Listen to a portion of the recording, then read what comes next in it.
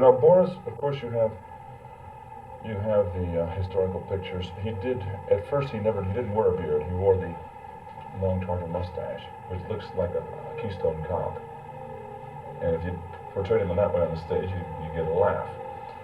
And in his later years, he did get a full Russian type beard, and which is the one that's standardly used.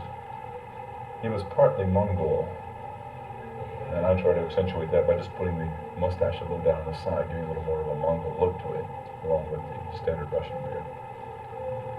First principle making a nose, I believe, is to make it look like it grew on your own face, even when up close. Some people, when they make comic noses, they make a caricature. But even a caricature should look like it actually grew on you, not just stuck like a block of wood or something on your face. I accentuate the eyes like this, but I don't slant them in any way.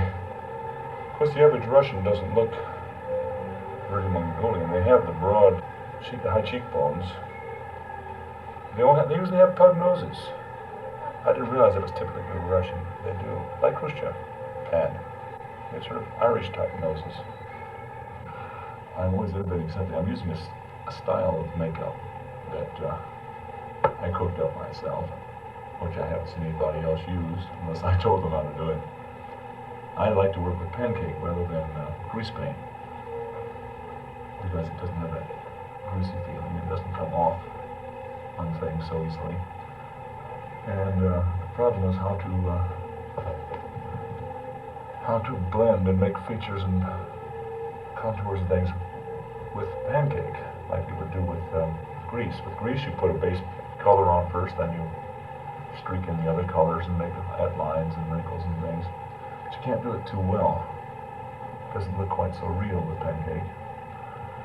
And so I developed a little trick in which I build with a very dark brown and a white. I build all the skeletal features and all the wrinkles and everything else first, and then put the base pancake over it lightly, and it blends it in. It looks like it's really very natural. He's a man who murdered a child in order to gain the throne.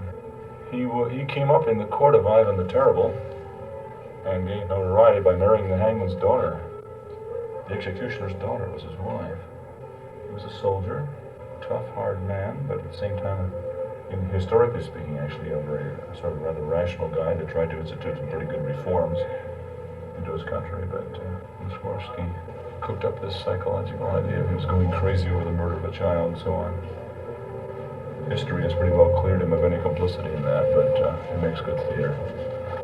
You should always follow, as much as possible, the lines of your own face, because when you move your face, if you will put wrinkles where your face doesn't wrinkle, then when you move your face, everything goes wrong on the stage. It just doesn't work. So as much as possible, you try to follow your own natural resources. Hope with this long hair, I hope my wig will fit. I haven't tried it. Many artists forget little things like making up behind their ears or the back of their neck, wearing the right number of rings or no rings at all if you're supposed to.